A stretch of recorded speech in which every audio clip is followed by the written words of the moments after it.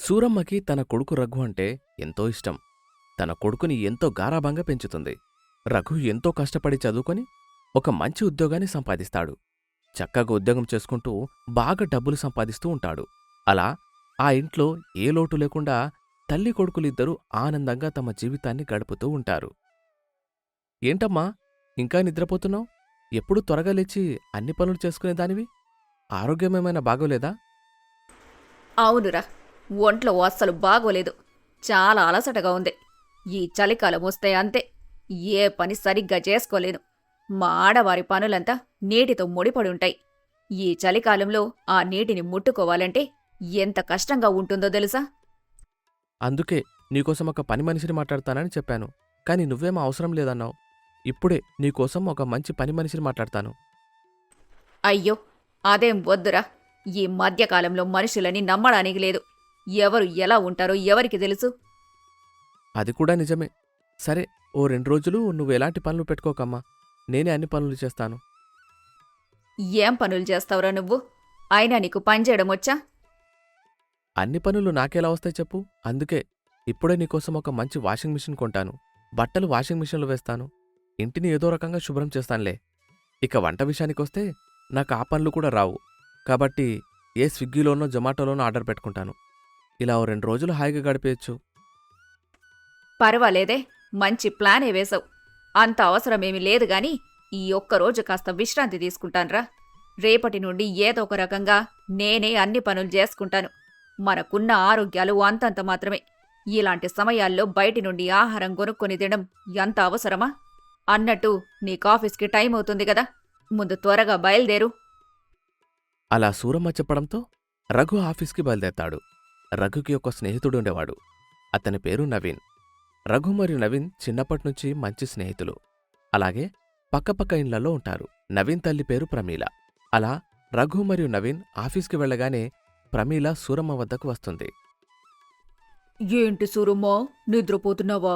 ఇవాళ ఏకాదశి కదా, నువ్వేకాదశికి సంబంధించి పూజ చేసుకోలేదా? కుదర్లేదు ప్రమీల. చూడు, చలికి ఎలా వణికిపోతున్నాను.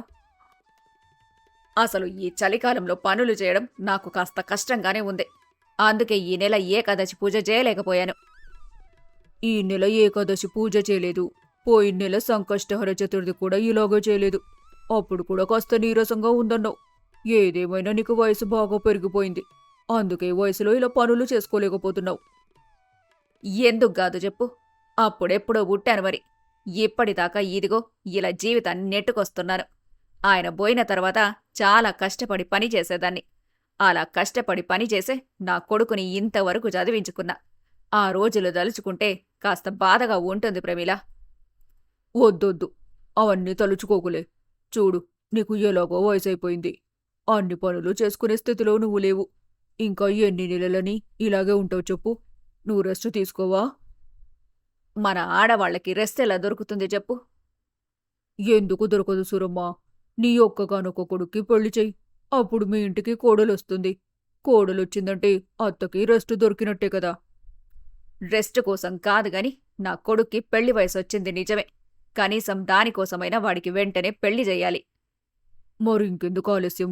వెంటనే పిల్లని వెతకడం మొదలు పెట్టండి. ఇప్పుడు మొదలు పెడితే పిల్ల ఎప్పటికి దొరుకుతుందో ఏమో. అలా ప్రమీల చెప్పడంతో సూరమ్మ కూడా తన కొడుక్కి పెళ్లి చేయాలి అని నిర్ణయించుకుంటుంది. ఇక ఆ రాత్రి రఘు ఆఫీసు నుండి ఇంటికి వస్తాడు. సూరమ్మ రకరకాల వంటలు తయారుచేసి రఘు ముందు పెడుతుంది. వచ్చావా రఘు?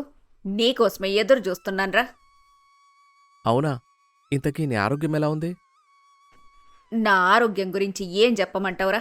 ఎప్పుడు ఎలా ఉంటుందో నాకే తెలియటం లేదు. కొన్నిసార్లేమో కాళ్ళు నొప్పి పెడుతుంటాయి. మరికొన్నిసార్లేమో చేతులు నొప్పి పెడుతుంటాయి. ఇక ఆలోచించడం మొదలుపెట్టాననుకో, తలనొప్పి కూడా మొదలవుతుంది. ఇలా ఎప్పుడు ఏదో ఒక నొప్పితో బాధపడుతూనే ఉంటాన్లే.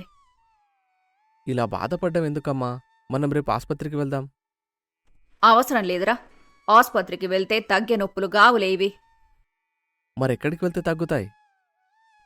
నేను ఎక్కడికెళ్ళినా నొప్పులు తగ్గవులే గాని రావాల్సిన వాళ్ళొస్తే తప్ప నాకీ నొప్పులు తగ్గేలా లేవురా. రావాల్సిన వారా? వారెవరు? బంధువులేమైనా వస్తున్నారా? అదిగాదురా. సరేగాని ఈ వంటలన్నీ నేను నీకోసమే చేశాను. ముందు తిను. అంటూ సూరమ్మ తాను తయారుచేసిన ఆహార పదార్థాలను రఘుకి వడ్డిస్తుంది. అయ్యయ్యో, ఈ సాంబార్లో ఉప్పు లేదు. అబ్బా, ఈ పచ్చళ్ళలో ఉప్పే ఎక్కువైంది. అన్నమేంటి సరిగ్గా ఉడకలేదు? ఇవాళ వంట చేసింది నువ్వేనా అమ్మా? నేను కాకుండా మరెవరు చేస్తారా? అన్నీ నేనే చేశాను. చూసావా, ఒకప్పుడు నేను చేసే వంటలకి తెగ పొగిడేవాడివి, లొట్టలేసుకుంటూ మరీ తినేవాడివి. ఇంతకంటే గొప్ప వంట ఇంకోటి లేదు అని అనేవాడివి. ఇప్పుడు నా వంటలు నీకు నచ్చడం లేదు గదా? అయ్యో, సారీ అమ్మా. నేను నిన్ను బాధ పెట్టినట్టున్నాను. నిజంగా ఈరోజు వంటలు అంతగా ఏమీ బాగోలేవు. నీకు ఆరోగ్యం బాగోలేదు కదా, అందుకే ఇలా చేసి ఉంటావు. నిజమే గాని ఇంకా ఎన్ని రోజులని ఇలా వంట వండని చెప్పు. అందుకే నా మాట వినరా. విని? అదే, నా మాట విని పెళ్లి చేసుకోరా. అలా సూరమ్మ అనగానే రఘు ఒక్కసారిగా షాక్ అవుతాడు. నో! ఏం మాట్లాడుతున్నావు అమ్మా నువ్వు అసలు? అసలిలా అంటావని నేను అనుకోలేదు. ఏ తల్లైనా తన కొడుకు బావుండాలని కోరుకుంటుంది, కానీ నువ్విలా చేస్తావని నేను అస్సలు అనుకోలేదు. ఒరేయ్ ఒరేయ్, ఏంట్రా ఈ సినిమా డైలాగులు? నేనేమన్నానింతకీ? పెళ్లి చేసుకోమనే గదా చెప్పాను. అదేదో సముద్రంలోకి దూకమని అనలేదుగా. సముద్రంలోకి దూకమన్నా నేను పెద్దగా ఫీల్ అయ్యేవాణ్ణి కాదు. నువ్వు నన్ను పెళ్లి చేసుకోమని అన్నావు. అలా రఘు మాట్లాడుతూ ఏడుపు మొదలు పెడతాడు. అరే, వీడేంటి ఇలా ఏడుస్తున్నాడు? చూడమ్మా, ఇన్నేళ్లు నువ్వు నన్ను ఎంతో బాగా చూసుకున్నావు, కానిప్పుడు నేను నీకు బరువైపోయినట్టున్నాను. అందుకే నన్ను వదిలించుకోవడానికి ఇలా పెళ్లి చేసుకోమంటున్నావు. దయచేసి మరొకసారి పెళ్లి చేసుకోమని నాతో చెప్పకమ్మా. నన్ను హాయిగా బ్రతుకునివ్వు. అలా రఘు ఏడుస్తూ తన గదిలోకి వెళ్ళిపోతాడు. వీడేంటి ఇంతగా ఓరక్షణ చేస్తున్నాడు? వీణ్ణి పెళ్లే గదా చేసుకోమన్నా, ఏదో ఆడపిల్లలా ఏడ్చి వెళ్ళిపోయాడు. వెంటనే ఈ విషయాన్ని నా స్నేహితురాలితో చెప్పాలి. అలా సూరమ్మ మరుసటి రోజు ప్రమీలతో జరిగిందంతా చెప్తుంది. ఏంటి, మీ వాడు కూడా ఏడ్చాడా? అంటే నీ కొడుకు నవీన్ కూడా ఏడ్చాడా ప్రమిళ? అవును, మొన్నొక రోజు పెళ్లి చేసుకోమని చెప్పాను. అంతే, నాకు పెళ్లి చెయ్యొద్దంటూ సోఫా కిందికి వెళ్ళి దాక్కున్నాడు. సరే చెయ్యన్రా బాబు అని అనేంతవరకు వినలేదు. ఏంటి వీళ్ళు ఇలా తయారయ్యారు? పెళ్లికి అసలు వీళ్ళు ఎందుకు భయపడుతున్నట్టు ప్రమిళ? ఏమో, నాకు మాత్రం ఏం తెలుసు సూరమ్మ. అయినా వీళ్ళని అస్సలు విడిచిపెట్టకూడదు. వాళ్ళు వద్దు అంటే మాత్రం మనం పెళ్లి చేయకుండా ఉంటామా? మనం అమ్మాయిలను వెతుకుతూ ఉందాం. బలవంతంగా అయినా వీళ్ళని పెళ్లి చూపులకు లాక్కొని వెళ్దాం. బర్రెలకు గొర్రెలకు తాడు కట్టి మేతకు తీసుకుని వెళ్ళినట్టు వీళ్ల మెడకి కూడా ఒక తాడు కట్టి పెళ్లి చూపులకి తీసుకుని వెళ్దాంలే. ఎలా పెళ్లి చేసుకోరో అది కూడా చూద్దాము. అలా ప్రమీల మరియు సూరమ్మ ఇద్దరూ తమ కొడుకులకు బలవంతంగానే పెళ్లి చేయాలి అని నిర్ణయించుకుంటారు. మరోవైపు రఘు మరియు నవీన్ ఇద్దరూ ఇలా మాట్లాడుకుంటూ ఉంటారు. ఒరేయ్, నాకు చాలా భయంగా ఉందిరా. భయంతో జ్వరం కూడా వచ్చేసింది. నాకేం చాలా అర్థం కావడం లేదు. కొన్ని రోజులేటైనా పారిపోతాను. ఎందుకురా ఇంత భయపడిపోతున్నావు? అప్పేమైనా చేసావా? బెట్టింగ్లో డబ్బులేమైనా పోయాయా? అయ్యో, అది కాదురా. మరేం చేసావు?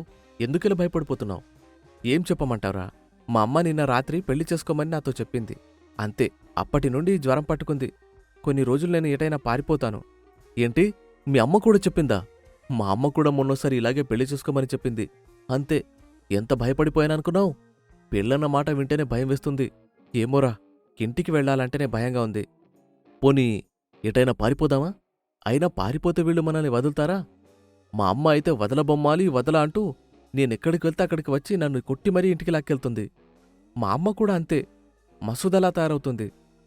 అలా రఘు మరియు నవీన్ బాధపడుతూ భయపడుతూనే ఇంటికి వెళ్తారు. అమ్మా, ఏంటమ్మా ఏదో కోపంగా ఉన్నట్టున్నావు? ఊర్లో ఉన్న పిల్లలందరూ హాయిగా పెళ్లి చేసుకుని సుఖంగా ఉంటున్నారా? వాళ్ళని చూస్తుంటే నాకెంత బాధగా ఉందో తెలుసా? అయ్యో, తప్పమ్మా. ఒకరి సుఖాన్ని చూసి అలా మనం బాధపడకూడదు. చాల్లేరా నీ మాటలు. పెళ్లి చేసుకుంటే నీ జీవితం మారిపోతుంది. నా మాట విను. మారిపోతుందేమో తెలీదు కాని తప్పకుండా మాడిపోతుందమ్మా. అసలు జీవితం రంగులమయంగా మారిపోవాలంటే ఏం చేయాలో నీకు తెలుసా? రోజు కొన్ని స్కెచ్ పెన్నులు అలాగే క్రేన్స్ తింటూ ఉండాలి. అబ్బబ్బా, నీ మాటలు వినలేకపోతున్నాన్రా. జీవితం రంగులమయంగా మారిపోవాలంటే ముందు పెళ్లి చేసుకోవాలి. పెళ్లి చేసుకుంటే జీవితం రంగులమయంగా మారుతుందో లేదో నాకు తెలియదు కానీ చుక్కలమయంగా మారిపోతుంది. అదే పట్టపగలు ప్రతిరోజు మనకు చుక్కలు కనబడతాయన్నమాట. ఏంట్రా ఇలా మాట్లాడుతున్నావు? నీ మాటలు చూస్తుంటే ఇక నీలో మార్పొచ్చేలా లేదు. నేనిక్కడుండి కూడా ఎలాంటి ఉపయోగం లేదనిపిస్తోంది. వెళ్ళిపోతాన్రా. నేనే ఏదో ఒక ఆశ్రమం చూసుకొని ఇక్కడ్నుంచి వెళ్ళిపోతాన్లే. అలా సూరమ్మ బట్టలని సర్దుకొని ఇంటి నుండి బయటకు వెళ్తుంది. రఘు కూడా సూరమ్మ వెంటే బ్రతిమిలాడుతూ బయటకు వెళ్తాడు.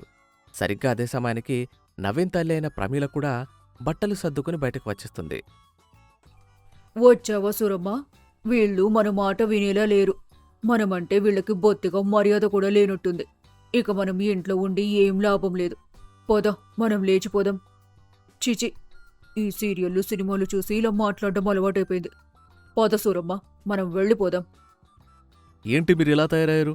మీరిద్దరూ మాట్లాడుకుని మమ్మల్ని ఇలా హింసిస్తున్నారన్నమాట. ఏంటి, మేము మిమ్మల్ని హింసిస్తున్నామా? సరే అయితే, మీరిద్దరే ఇంట్లో హాయిగా ఉండండ్రా. హింసించే మేము మీకు దూరంగా వెళ్ళిపోతాంలే. అలా సూరమ్మ మరియు ప్రమీల ఇద్దరూ వెళ్ళిపోతూ ఉంటారు. రఘు మరియు నవీన్ ఇద్దరూ వెళ్ళి వారి కాళ్లపై పడతారు. ఏం మాట్లాడుతున్నావమ్మా నువ్వు అసలు? నువ్వు బయటకెళ్ళి ఎలా ఉండగలవు చెప్పు? నీ ఆరోగ్యం అసలే బాలేదు. బయట నువ్వు అసలెక్కడ ఉండలేవు. అవునమ్మా, మీరు వెళ్ళిపోతే మేం ఎలా ఉండగలం? ఏదో కోపంలో ఒక మాట అన్నాను. దానికిలా వెళ్ళిపోతే ఎలా చెప్పండి? అయితే ఇక్కడే ఉండి మీ చేత ఇంకో 4-5 మాటలు పడి అప్పుడు వెళ్ళాలంటారా? అమ్మా, జరిగిందేదో జరిగిపోయింది. ఇక ఎప్పుడు ఇలా అస్సలు బిహేవ్ చేయను. పదమ్మా, ఇంటికెళ్దాం. ఆంటీ ఎలాగో ఇంటికెళ్ళిపోతున్నారు. నువ్వు కూడా నాతో పాటు ఇంటికొచ్చి.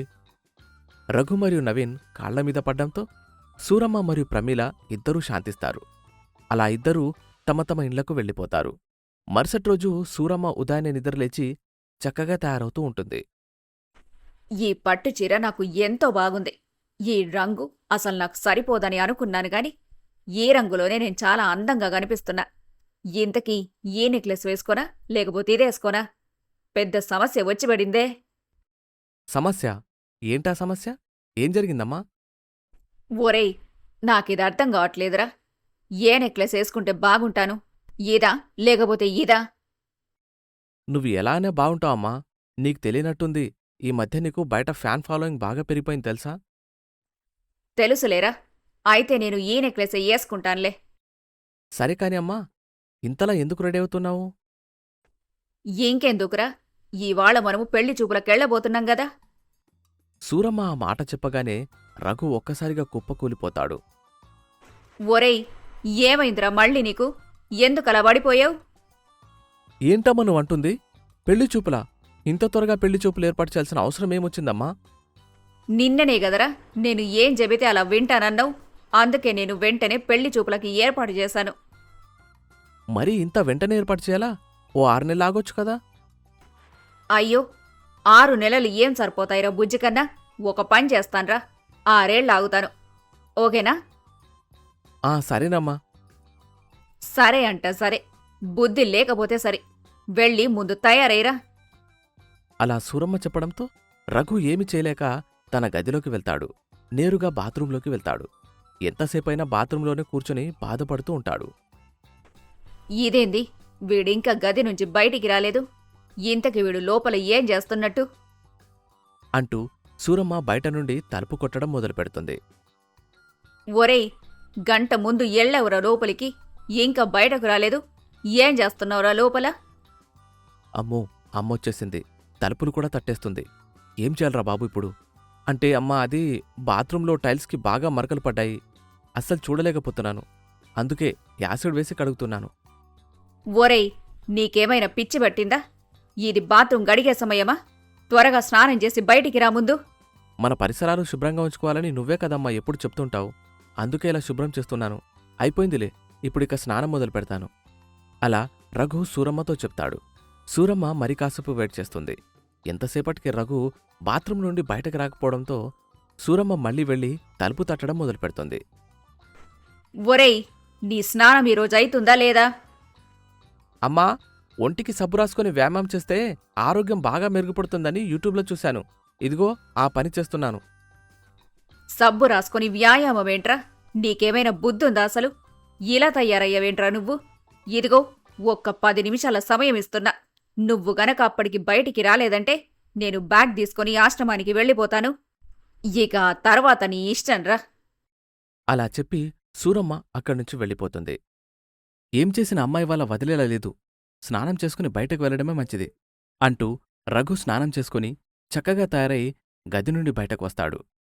ఇవాళ నువ్వు చాలా అందంగా ఉన్నావురా. నాదిష్టే దగిలేలా ఉంది. అమ్మో, అవునా? ఎవరైనా అందంగా ఉన్నారంటే మురిసిపోతారు. నువ్వేంట్రా ఇలా అమ్మో అంటున్నావు? కొంపదీసి నేను గనక అమ్మాయికి నచ్చానంటే ఇక అంతే, నా జీవితం అయిపోయినట్టే ఇక చాలేగాని పద ముందు వెళ్దాం. అంటూ సూరమ్మ, రఘు ఇద్దరూ తమ ఇంటి నుండి బయటకు వస్తూ ఉంటారు. ఇంతలో ఒక ఎలుక అటు నుండి ఇటు వెళ్తుంది. అయ్యయ్యో, ఎలుక! మనమిక బయటకు వెళ్ళకూడదమ్మా.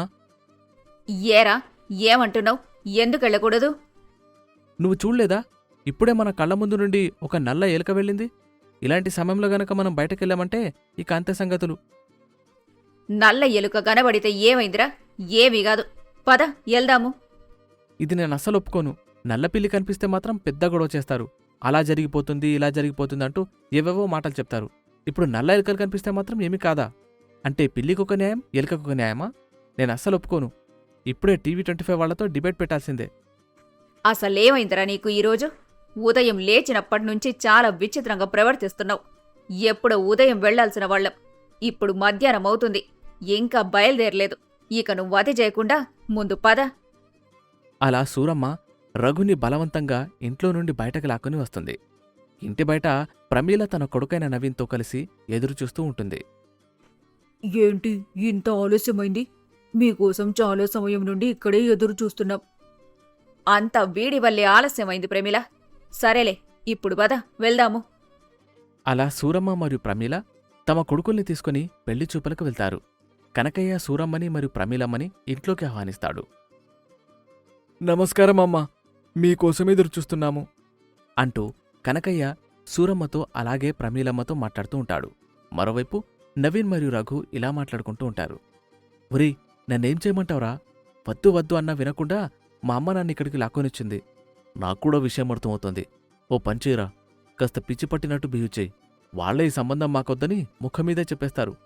మంచి ఐడియా ఇచ్చావురా. అలా రఘు మరియు నవీన్ మాట్లాడుకుంటూ ఉంటారు. అలా అందరూ సోఫాపై కూర్చుంటారు.